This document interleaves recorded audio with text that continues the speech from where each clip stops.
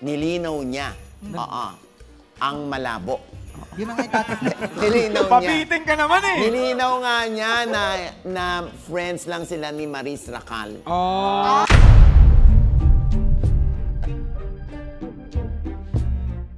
Parang nabasa ko sa comments, sabi gano'n, no, parang tinapon daw paglabas yung flower. Grabe ka naman. Grabe ka naman. Eh, ako ho, nabasa ko lang. Nabasa. Oo. Actually, nabasa ko rin yan.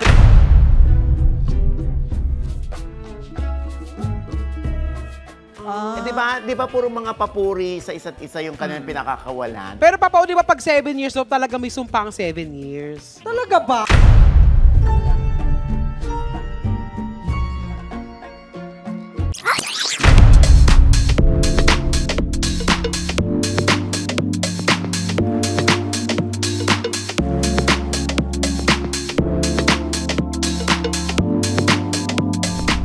Ito naman, ito ayos na ayos ito. Yan. Dahil Yan. nilinaw na Ayan. ni Anthony Jennings na yes, Yes! Yes, yes, saan? split na kami. Hindi na raw sila, as in, split na sila ng kanyang long-time girlfriend na si Jam Villanueva. Umamin At na. nilinaw din ni Anthony Jennings. Nilinaw niya. Ang malabo. Yun ang itatapos. Nilinaw niya. Pabitin ka naman eh. Nilinaw nga niya na friends lang sila ni Maris Racal. Naniniwala kayo doon? Oo. Ha? Oo. Ay, ikaw. Oo, ako, oo. Pareho pala tayo eh. Lahat pala tayo. Hindi ako. Kid, ano ba? Nakakaloka ka. Oo. Nananakit ka na eh. Ikaw, Papa, anong masasabi mo doon? Naniniwala ka ba? Gusto kong maniwala. Na friends lang sila. Naku, alam mo ba, Ton, ang masaklap sumabog na ang ex-girlfriend ni Anthony Jennings na si Jamela Villanueva na naka-live-in pala ni Anthony for almost 7 years. Nireveal nga ni Jam sa kanyang IG stories ang palitan ng harutan ni Maris Racal at Anthony. Meron pa mga mensahe na tila may naganap na sa dalawa. Sa tono yan ng harutan ng dalawa na nagsimula pa nung June pala. Ang nag-trigger kay Jam kung bakit niya ito inilabas ay dahil sa pambabash ng mga fans ng kanilang love team sa kanya. At gusto na rin daw niyang makamove on. Kaya nito nagawa ang pagsisiwalat ng katotohanan para sa kanya. May ilang netizen nga na nagsasuggest na dapat idemanda ni na Anthony at Maris si Jamela dahil ang paglalabas di umano ng mga private messages in public ay paglabag sa Data Privacy Act. Pero humamig ng simpatya si Jamela sa mga netizen din dahil na rin sa mga ebidensyang kanyang inilabas.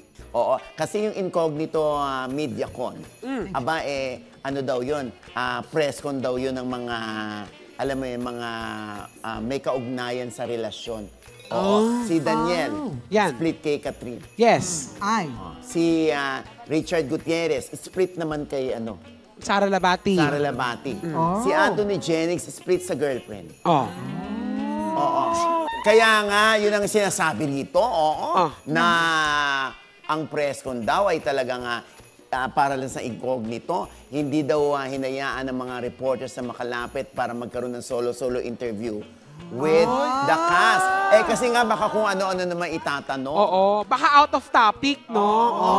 Hindi na Nakakaloka. tungkol sa incognito ang mga Correct, tanong.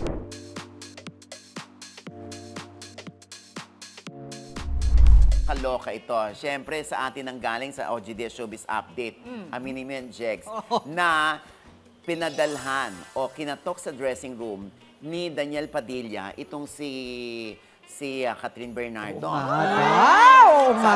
Sabi niya, Paano yung katok? Paano? tong, tong, tong. Sumagot si Catherine. Paano? Ano sagot? Pakitong, kitong. Yeah! Tok, tok, tok yun. Ikaw talaga. Hindi. Ito kasi mga sipatol din kayo eh. Oo, yun na nga. Pinabuksan. Tapos siyempre, andun yung glam team sa loob, di ba? Ano nangyari? Maya-maya nakita na lang isa-isang pumupulas o lumalabas yung mga glam team. Para mabigyan ng pagkakataong makapag-usap si Catherine at si Daniel. Like for how many minutes? Siyempre, may dala siyang bouquet of flowers. Oo. Meron? May dala daw ba? Eto na nga, ang sabi naman ng ilang netizen, parang ang tagal na raw ng video na yan, oh. Oh, hindi raw yan sa dressing room at sa Araneta naganap. Pero Papa, parang nabasa ko sa comments, sabi gano'n, no, parang tinapon daw paglabas yung flower. Grabe ka naman! Grabe ka naman. Nabasa ko lang. Nabasa. Oo. Actually, nabasa ko rin yan. Tignan mo, nabasa niya niya din. lang, hindi natin alam kung ano yung ginawa ni Catherine doon sa Bulaklak. Oh. Oo. Baka pinatuyo ang petals. Tapos nilagay sa pagitan ng libro. Oh, yes. Ginawang Para. bookmark. Ang luma. Ang luma. Yung panahon mo talaga. Wow! Gen Z. Ako naman feel ko, kaya baka nagbigay Ay, kasama pala namin ito. Hindi, baka naman Wala siyang Gigit ibo. nyo kasi ako eh. Oh. Hindi, baka naman kasi kaya nagbigay si Daniel ng flowers kasi baka congrats dun sa movie. Merong pang isang nagsabi. Oo, Ano sabi? Catherine, wag masyadong marupok. May mga... Diyos ko, yung talaga mga netizen, lalo na yung mga Katniel fans, hindi pa rin sila Yes. nawawalan ng pag-asa na isang araw mababalitaan na lang nila na nagkabalikan na nga ang dalawa. Pero, syempre yung bulaklak na yun, syempre parang peace offering din yun. Oh, parang Pwede sorry, rin. apology gano'n. Oo. Pero Diyos ko, knowing Catherine, hindi naman matara yan sa ganyan. Kumbaga, naka-move on na yan. Oo. Lalo na, nababalitaan natin, nanliligaw na si Alden. Si Alden. Ha? Totoo ba yan? Sana namang- Hindi na totoo, hindi na totoo. Madali Papa, akong kausap, Jen. Sana naman galing yung chika na yan? Sana naman galing yung naliligaw na? Sa akin, hindi mo narinig? Si Daniel, hindi naman umattend yata o hindi pumunta doon sa last frame ng ng special, no? Umalis agad pagkatapos ng kanyang number. Wala na siya dun sa Oo, ending. Wala na siya doon. Oo. Ang Saan daw nagpunta? Ha? Saan nagpunta? Sa bahay namin. Anong gagawin niya doon?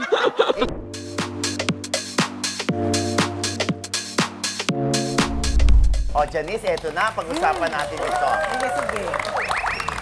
Siyempre, usap-usapan nga yung relasyong Sir Atong Ang and Sunshine Cruz. Parang kinumpirma na nga itong relasyon na ito nung nag-viral ang kissing video sa sabungan kung saan si Sunshine habang nakaupo, nilapitan ni Sir Atong, kinis sa labi. Oo.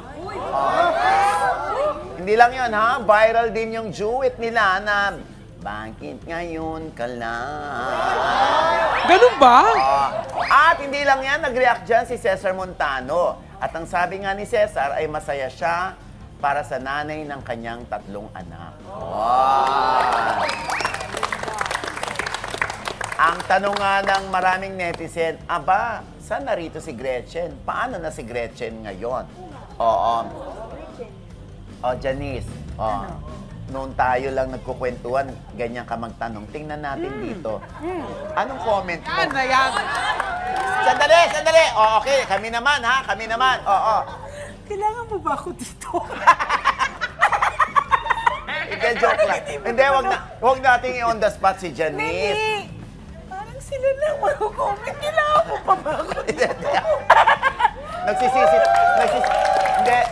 Janice, ito sa mga panahon na ito, no? Parang naninibago ka ba na ganito na kung isipin ng mga tao na, may relasyon na to kahit wala pang direktang pag-amin. Kumpara noong araw, sa panahon natin, ninyo, na talagang kailangan marinig sa inyo mismo na yes kami na, yes wala na kami, at kailangan ng talk show para maibulalas yung katotohanan. Kasi di ba dati, lagi namang sinasagot, ay friends lang kami. Oo, di ba? Close friends lang kami, friends Di ba ang lang daming kami. nabubwisit na reporter sa ganyan? Oo, pero kasi parang kailangan talaga marinig mo na, oo, kami ng dalawa. Di ba kasi nga nasasanay tayo sa narinig na friends lang kami. So, lahat tayo, friends lang ba talaga? Parang hindi naman eh. Di ba? Di ba ganun, di ba? So, Oo. until marinig mo na sinasabi na kami ng dalawa, doon mo lang talaga parang mako-confirm na, oo nga sila ng dalawa. Oo, base sa video yung napanood mo. Siguro naman. Di ba action speaks louder than words? Di ba? Pero, teka, ano naman ngayon? Kung masaya naman sila pareho. Yes. Problema. Tama. Diba? Tama naman, oo. Alam mo, sa totoo lang, sa akin naman, hindi naman nagsinungaling si Sunshine. Oo, pagkakausap ko siya, nararamdaman ko naman yung pagmamahal niya kay Atong at pagmamahal din ni Sir Atong sa kanya.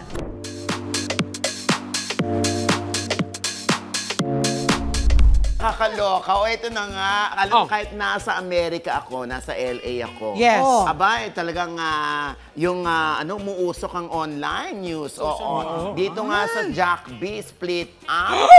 Oo. Oh my God, after 7 years, wala na pala si Jack Roberto at Barbie Fortesa. So, nag-split na sila. Oo. Akala ko nag-i-split si Mystica lang. Sila rin! Hindi, nag-post sila eh. Kanya-kanya silang post. Ano ba pinost nila? Na parang ito na yung parang huling message nila sa isa't isa. Oo, Ganon. nakita ko nga itong post ni Barbie. Ano nakalagay? Hindi yan! Posing yan eh! Posing yan eh! Hindi ganyan! Papaong talaga. Din sila. Nagulat. Ay, ito na nga.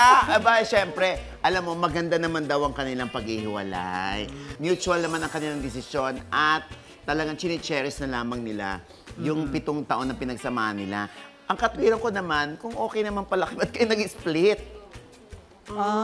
Di ba puro mga papuri sa isa't isa yung kanilang pinakakawalan? Pero Papa, di ba pag 7 years old, talaga may sumpang 7 years? Talaga ba? Meron bang Oo, ganyan? di ba? Lahat ng mga may nakarelasyon pag 7 years old, parang medyo delikado yan.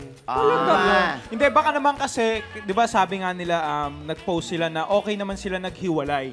Pero baka deep inside, baka nagkakasawaan din, di ba? Sila rin kahit naman. hindi na Kasi nila hindi naman pinost natin- yung bad side ng relasyon nila, di ba? Ito na lang gawin natin. Ito na mas maganda para sa image din natin. Yes, Parang para... may alam ka sa split. Parang, no?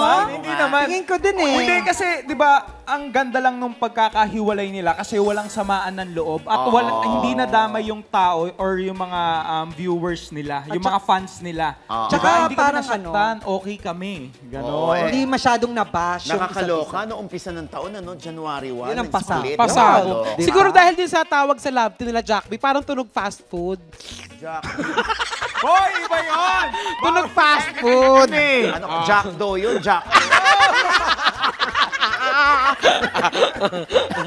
Kaya, alam mo, sa totoo lang, yung mga netizen ngayon, hinahanap nila yung rason kung bakit nag-split yung Yun. dalawa. Yun lang yung nagiging... Yung iba naman, abay, ikinakabit ba naman na si Jack daw ay merong bakla?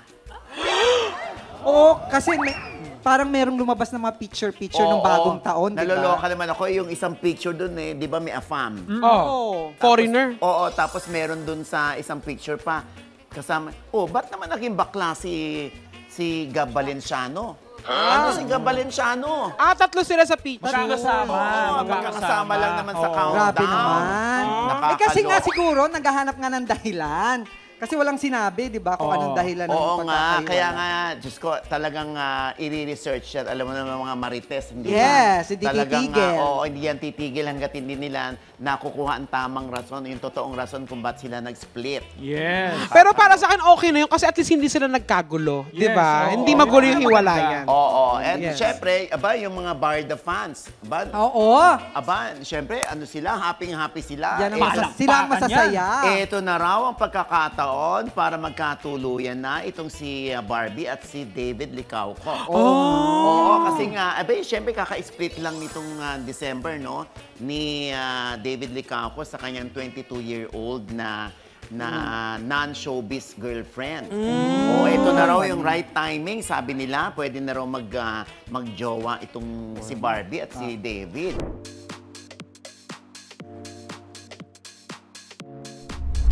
Ito naman, si Sue at si Dominic. Ay, ano naman? Ano? Spotted sa car dealership. Ay, bilihan ng kotse. Yan.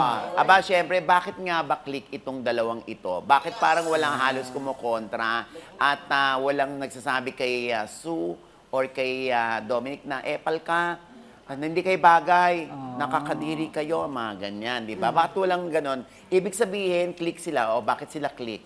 Kasi mukhang match sila together. Gusto nila na mga simpleng ginagawa lang together kasi. Parang mga ganon. Masaya na Ano sila. yung simple? Bakit hindi ba naging simple yung love life noon ni Dominic kay Bea? Hindi kasi, ano yung si Tonton na. Kasi yung kay Becha, kay Dom, parang hindi sila nakikita na lumalabas na kung san-san.